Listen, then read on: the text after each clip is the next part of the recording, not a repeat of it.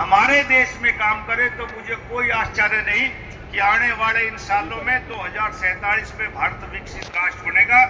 भारत फिर से सोने की चिड़िया और विश्व गुरु कहलाएगा।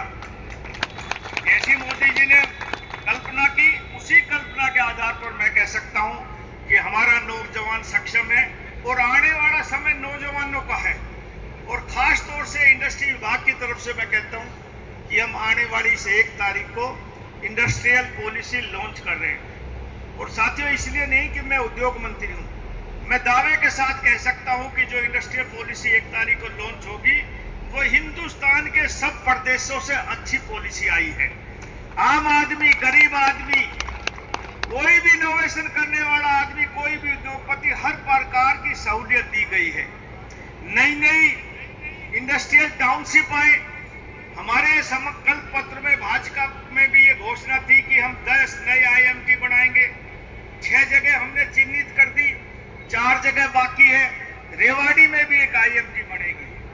लोगों से कीमत मांगी गई है, लोगों से समझौता करके कीमत तय होगी, जमींदारों को पैसे दिए जाएंगे। अभी हमने 10-12 दिन पहले एक पॉलिसी बनाई कि जो लोग जमीन नहीं बेचना चाहते, बहुत से लोग हमारे पास आते हैं कि साहब आप जमीन ले लेते हो 2 करोड़ 3 करोड़ रुपए एकड़ में, और जब HSIDC प्लॉट काटती है तो 40,000 रुपए 50,000 रुपए गज में वो पड़ता है। तो वो उसका आकलन लगाते हैं कि भाई 40,000 रुपए गज बेच रहे हो तो 1 किला मेरा कितने गज का, क्योंकि 1 किले में 4840 गज और 4000 मीटर होते हैं।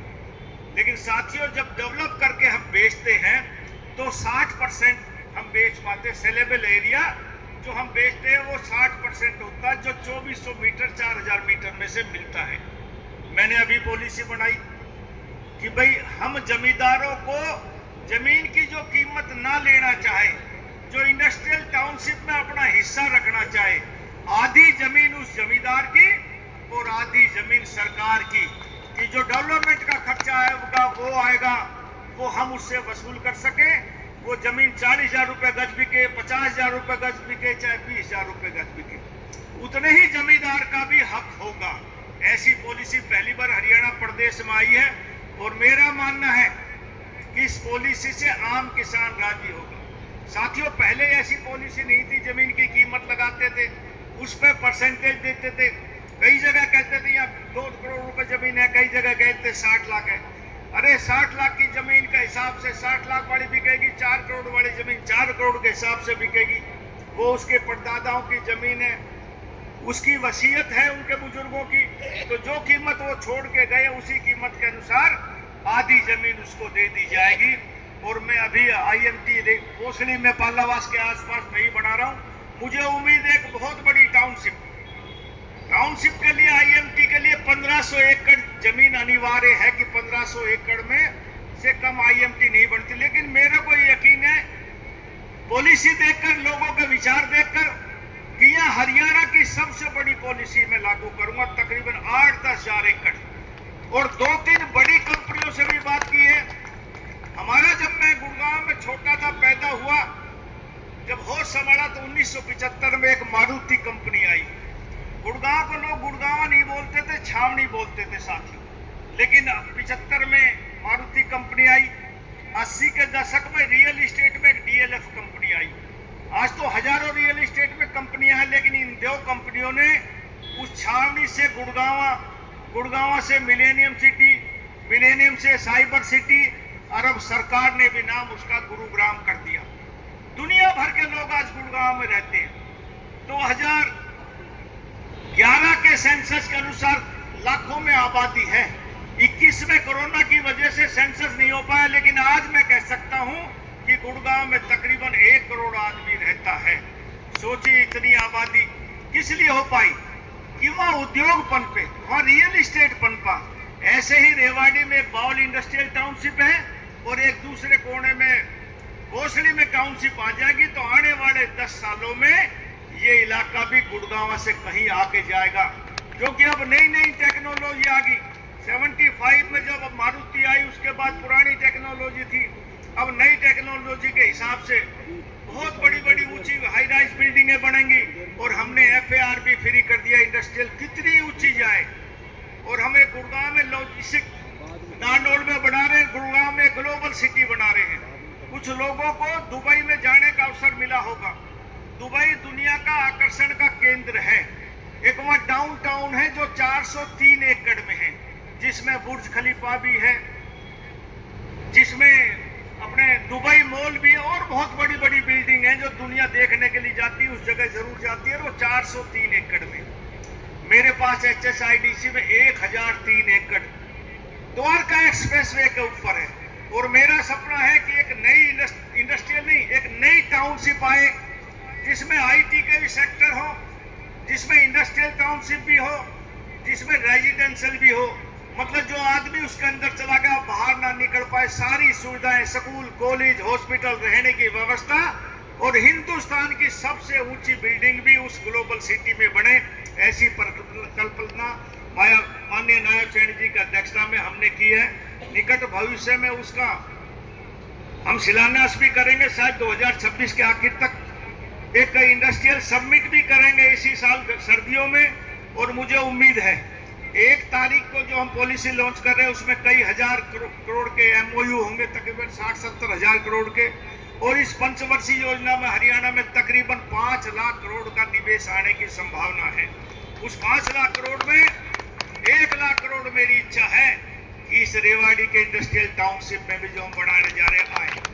बहुत कंपनियां बाढ़ देख रही हैं गुड़गांव के आसपास। तो मैंने पिछले दिनों कहा कि गुड़गांव के पास हम एक कौशले में एक IMT बना रहे हैं, आप उसमें निवेश करिए। तो बहुत से लोग अब आएंगे, वहां देखेंगे और गुड़गांव से एक नई कनेक्टिविटी भी हम वहां करने जा रहे हैं। तो इस 5 सालों में इस अहिरवाल का, क्योंकि अहिरवाल ने 3 चुनाव 14, 19 और 24, चाहे लोकसभा का हो चाहे विधानसभा का हो, भरपूर समर्थन और सहयोग आप लोगों ने भाजपा का दिया। और भाजपा का भी ये दायित्व बनता है कि जिन लोगों ने सहयोग और समर्थन किया, विश्वास जताया, उस विश्वास को कायम करें। आज मैं मंत्री के तौर पर आपको ये विश्वास दिलाता हूं कि जो इच्छाएं आपने चुनाव से पहले भारतीय जनता पार्टी के कमल के फूल के निशान पर बटन दबाने से पहले सोची थी, वो सारी की सारी इच्छाएं इस पंचवर्षीय योजना में पूरी होंगी। इस प्रदेश का मुख्यमंत्री नायब सैनी जी एक अच्छा आदमी, अच्छा इंसान, मेहनती, गरीब परिवार से उठा हुआ व्यक्ति। उसकी सोच है कि जिन जिन इलाकों में हरियाणा में पहले काम नहीं हो उनमें काम हो। हम जब भी सरकार बनाते थे, दक्षिण हरियाणा का आम नागरिक कहा करता बीजेपी की सरकार आने से पहले कि सरकार हम बनाते हैं, लेकिन जब विकास का नंबर आता है, रोजगार का नंबर आता है, तो हमारा दक्षिण हरियाणा का इलाका पिछड़ जाता है। लेकिन साथियों, 2014 के बाद कोई हरियाणा, दक्षिण हरियाणा के लोग ये नहीं कहते हमारे साथ पक्षपात हुआ है। भारतीय जनता पार्टी ने सबका साथ, सबका विकास की नीति पर, रोजगार में योग्यता के आधार पर नौकरी देनी शुरू करी।